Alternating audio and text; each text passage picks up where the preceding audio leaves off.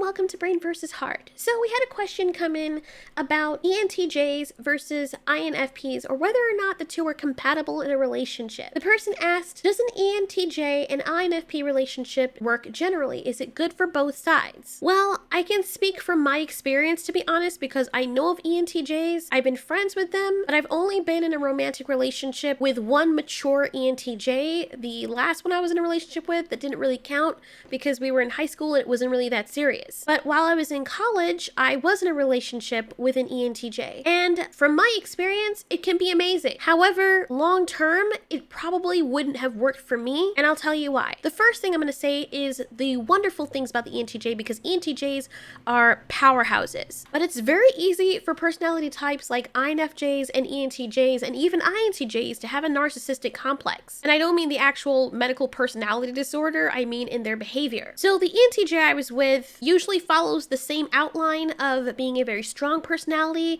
very authoritative, assertive, dominant, and refusing to lose. When he was first talking to me, he knew I didn't like him, I wasn't interested, I liked somebody else, or I was already in a relationship with someone else or waiting for someone, and he was adamant that he was going to win me over. So ENTJs, when they want something, they will go after what they want, and they will chase you. But I've noticed that ENTJs are very manipulative. There are a lot of other personalities that can be too, and humans in general can be, but ENTJs are good at it. And I think that's what makes them such good business people, and that's what makes them able to handle people and to work a room and be good leaders. Because manipulation is not always a bad thing. You can manipulate a room or people so that there is order and not chaos. The government does it, politicians do it, monarchies do it. It's been done from the tests of time. Even good leaders will do that. So manipulation in and of itself isn't evil. After all, every day we manipulate stuff. We've learned to manipulate fire so that it's controlled and harmless and works towards the good of everybody else or ourselves. However, it can turn nasty real quick, especially if the people that the ENTJ is trying to manipulate realize they're being manipulated.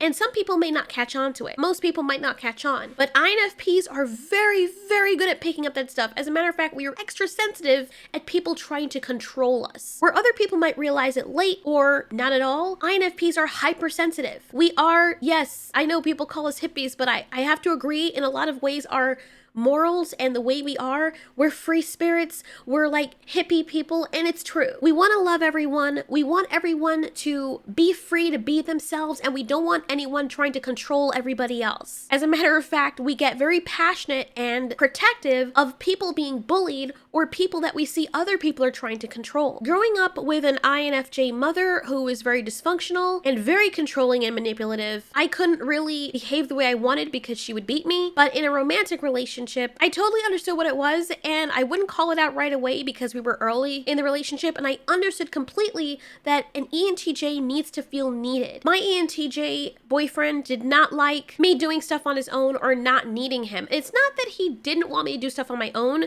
He just wanted to be the one to teach me how to do things on my own. He always wanted to be a part of things that I was doing. He always wanted to set a schedule for me, tell me when to go to sleep, but he was doing it to help me. But it also made him feel good, and he said as much. However, as the relationship progresses, the INFP starts to get tired of it.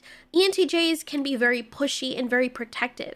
And while it's very sweet that they're being protective, sometimes they can overstep their bounds. What I've also noticed too is that my boyfriend at the time was very argumentative. And at a time when I was sharing him my dreams and what I wanted to do, he just kept arguing with me. And I had to stop him, and I actually got quite upset. And I said, why is it you're so negative with everything? Why do you do that? Like, when I come to you, I'm not looking for a debate. You debate and argue everything. And if you know INFPs at all, we don't like confrontation, we don't like fighting or debating. We'll do it, but not all the time for everything, especially when we're pouring our creative hearts out. So he replied to me by saying, I'm sorry, I didn't realize it hurt you so much, but that's the way I learn things, by picking them apart and poking holes in them. I learn by debating. So I tried to take that into account going forward, but then I realized that this is how this person's mind works. And that's what he said. He has to argue, he has to be competitive and challenge the other person for him to believe something. So if I tell him 1 + 2 = 3, he's going to argue, well, what about this? And he's going to be the devil's advocate against what I've said, so that when he argues with me and I answer all of his questions and shoot down his arguments, and he knows there's nothing else that he can poke holes in, then he knows it's structurally sound. I understand that. But long term, that can be very draining on an INFP because we don't always want to be fighting. After a while, it got to be very annoying, and it just felt like this person was out to get me at every moment. ENTJs are very good with money. They're good with leadership skills, but sometimes, actually, oftentimes, they're very bad at social cues. And when they think they're helping someone, at times, they're not able to discern that the person doesn't want to be fixed at that moment in time. They just want you to listen. And I had to teach him how to do that because that wasn't something that came naturally to him. It's not that the ENTJ can't learn, but it's better, or at least I think it would work out better if an ENTJ is going to be with an INFP, for the ENTJ and the INFP to be very experienced socially and mature. My uncle is an INTJ. I actually have several INTJs in my life. His son is an INTJ, one of his sons, and I've dated several INTJs.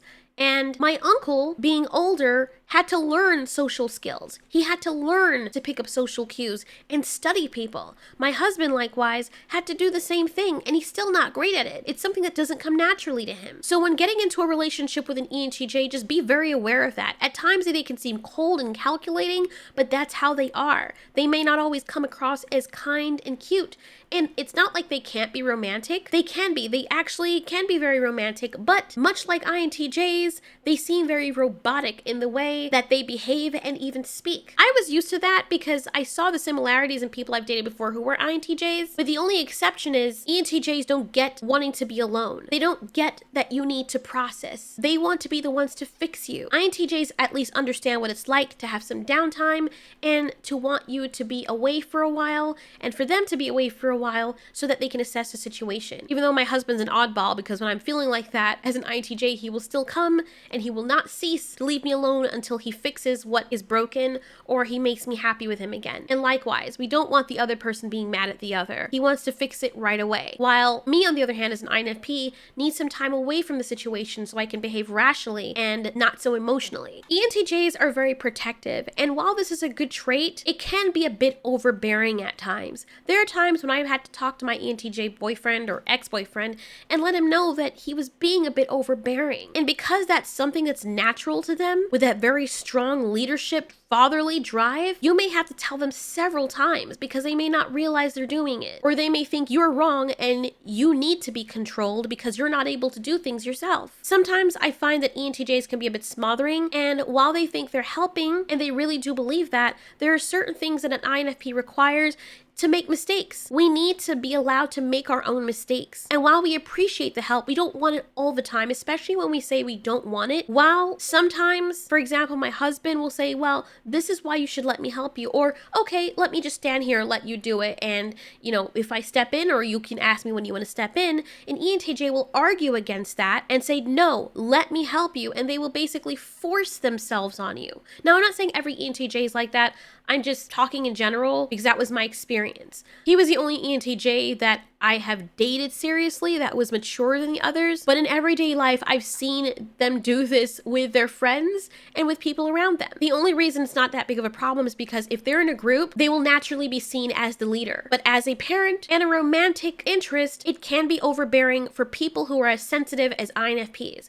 INFPs don't want to be ruled. There are some personalities that naturally want to follow someone else, like ESFPs, but they too want to be free, but they just want to know that you love them and you care for them and you love them for who they are. And if they don't have to plan out a whole bunch of stuff, they have no problem letting you do it, but just don't make them look stupid. With INFPs, we're kind of similar to that, but we're solo. It doesn't mean that we want to be leaders. INFPs usually naturally end up as leaders at times, but it's not something that we want to be. It's usually an accident that happens. We don't want that kind of responsibility. We don't want the confrontation of having to tell people, hey, you're doing this wrong, and to be the strict dominant one. We would much rather somebody else do that, but our main thing is, I let you do your thing, you let me do my thing. You can offer to help, but if I tell you no, please respect that and respect my space and don't treat me like a child, even though INFPs are very childlike. So, in short, is the INFP and ENTJ compatible? They can be, but it would take a lot of experience and work on both sides to get along with the other, and to be quite frank, I don't think it's the best match. Now, we have to also remember that the environment and nurturing also plays a very big part in personality types, no matter what personality type you are. So you can have an ENTJ that from a young age has been socialized very well and has learned from age 9 how to read people and what to look for, and it's a perfect match for an INFP. But what I'm saying is that it doesn't come naturally to them. Just like being romantic or being openly socially adept is not natural to an INTJ. Just understand to not take it personally when an ENTJ is trying to control or manipulate you.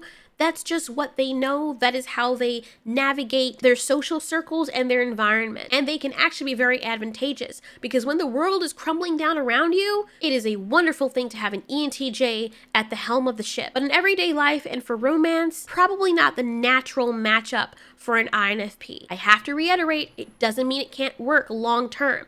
But from my experience and knowing how I felt, it was very smothering for me and overbearing. I couldn't take that long term, and I couldn't ask that person to change to suit my feelings. With an INTJ, it works a lot better because that intuition is there to pick up on certain things that the ENTJ, I feel, doesn't do as well as the INTJ does. They're great at reading people when it comes to business and other people like them who are also cold and calculating. But when it comes to subtle cues like feelings and emotions, they're not naturally great at that. So I hope that answered the question.